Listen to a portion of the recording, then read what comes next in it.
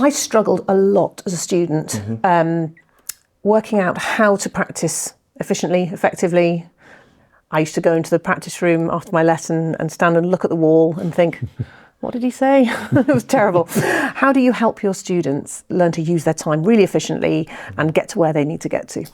Gosh, it's a real problem, isn't it? Because especially for us at the Royal Academy of Music, they're suddenly on their own as well. They haven't got somebody standing over them daily and all the rest of it. So it's a really important moment in their lives.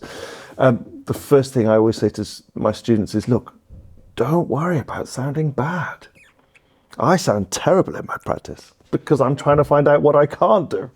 Yes, and until you release yourself from the tyranny of I must sound amazing at all times, you're never going to learn.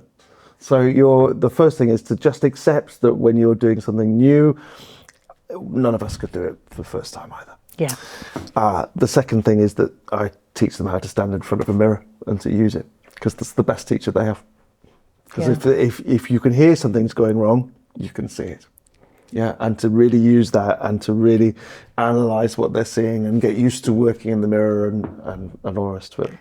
Of course, being able to use our phones and record ourselves as well is one of the best teaching tools. I mean, I just remember seeing myself do a really bad heel change, and it was the best. I mean, I've never forgotten it. It's burned on my brain. I think it's a really amazing tool. That one of the good things that this technological revolution has brought us. Yeah, definitely. And I love that my students, if we're doing vibrato practice, they'll send me a snippet of a third finger vibrato and how's that going, and we can discuss it over WhatsApp, and I can point out, look, just go and look back and you'll see that.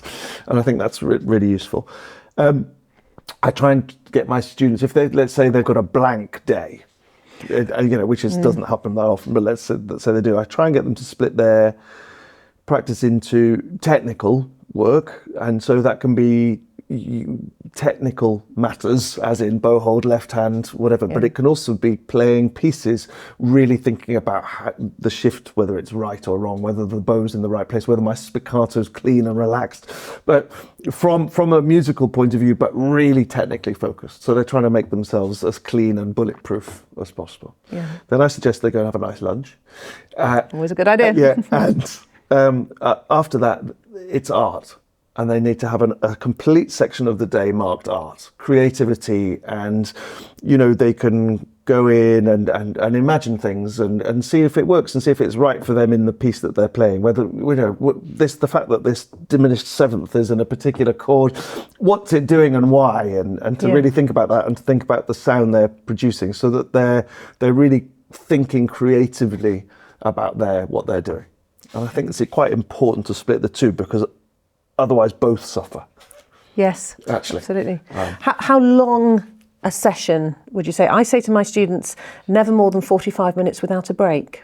I'm a little bit longer than I personally, an hour, but basically the same thing. I have every hour I go and have a cup of tea. Because I think the brain gets fatigued, doesn't it? Yeah, and there are certain techniques as well, which I'd say even less so. I mean, vibrato, 10 minutes done, but do 10 minutes 3 times a day.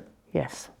But never, because it's mind blowing. And I remember, the art of string crossing, making sure that your arm was parallel to the bow. I really struggled with that. That took me months to go. But the amount of hours standing in front of a mirror to do that, and you just kind of like, my God, I'm supposed to be a musician. I love music. I'm an emotional being. Technique. So you also need a release, don't you? I think that's also why you want to split the two, because if you have a whole afternoon, you really remember what made you fall in love with this thing in the first place. And definitely important to do the technique first. Yes. And then the art afterwards. And it's also, I don't know about you, but sometimes I'm a bit knackered and I don't want to practice. This never happens to me, John. Never. Always desperate to play my instrument, but But there are these moments where we have to practice. And so for me, getting the metronome out at that point when I'm really tired and I know that I'm going to struggle to focus, there's something about that just forces me to be right.